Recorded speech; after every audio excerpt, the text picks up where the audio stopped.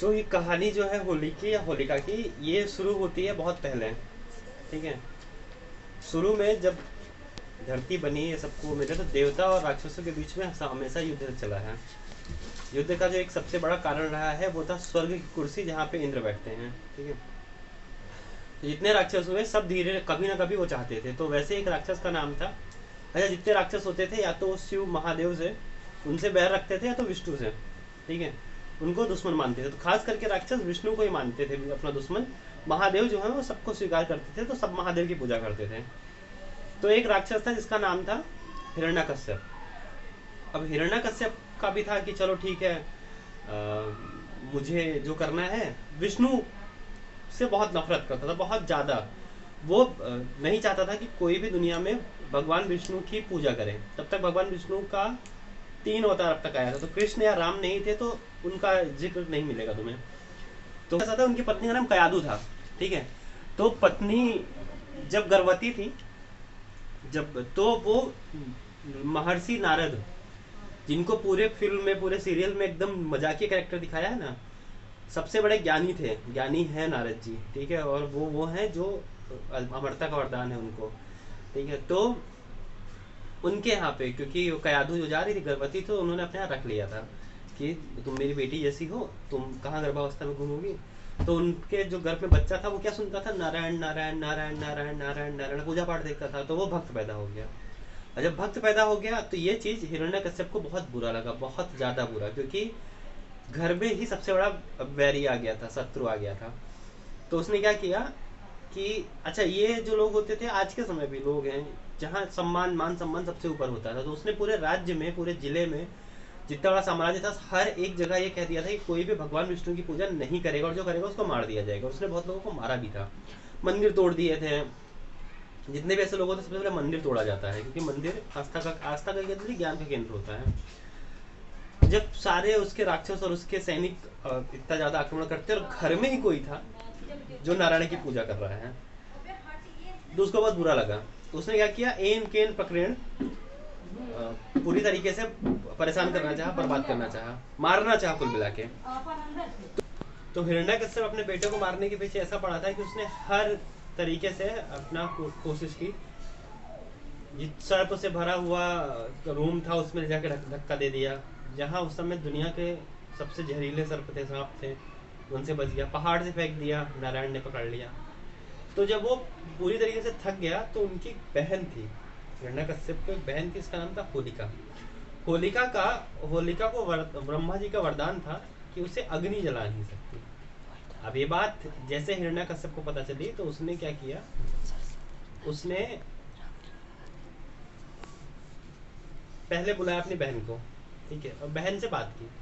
अच्छा, हिरण्यकश्यप की बहन जो थी वो थी तो बुआ, तो उसके मन में थोड़ा बहुत प्रेम तो था, पर थी राक्षसी। तो उसने क्या कहा कि ठीक है चलो मैं कर देखती हूँ।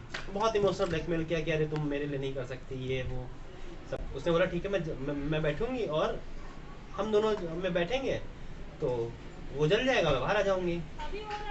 पर ये एक चीज ऐसी थी कि जितने भी वरदान मिलते थे ना, जितनी भी चीजें मिलती थी, उसकी जो सबसे बड़ी बात होती थी वो ये होती थी कि उसका दुरुपयोग नहीं करना है आपको।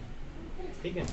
गलत, जब भी कोई शक्ति तुम्हें मिल रही है ना, कितनी ताकत मिल रही है, अगर तुमने उसका दुरुपयोग करना शुरू कर दिया तो तुम्हारे लिए भी नुकसानदायक होगी।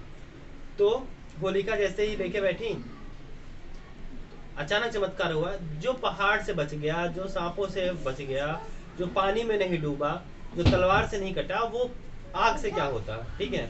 तो आग ने होलिका को जला दिया और प्रहलाद बच गए।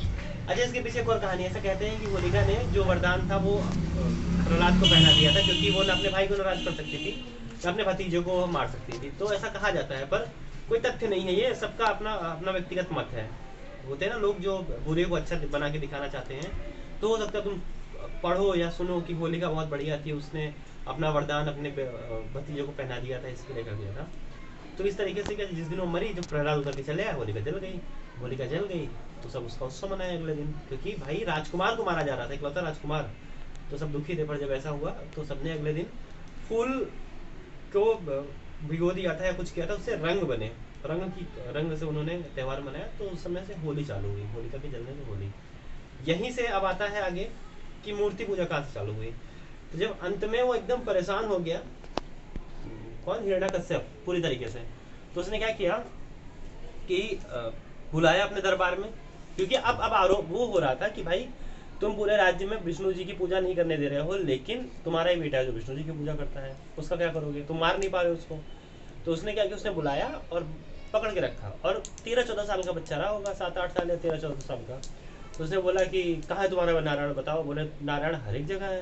बोले कहाँ, इसमें है। बोले हाँ, इस इंसान में भी है, आप में भी है, इस सिंहासन में भी है, इस खंभे में भी है। बोले उस खंभे में है। बोले हाँ।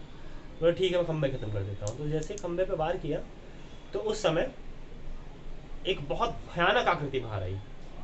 वो आकृति ऐसी थी कि आधा शेर था और आधा इंसान।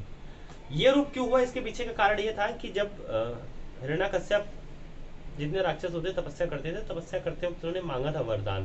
पहले बोले ब्रह्मा को कि मुझे अमर कर दो, मुझे कोई नहीं मार सके। बोले ऐसा नहीं हो सकता, जो जीवित है उसको तो मारना ही होगा, जिसने जन्म लिया है वो मरेगा।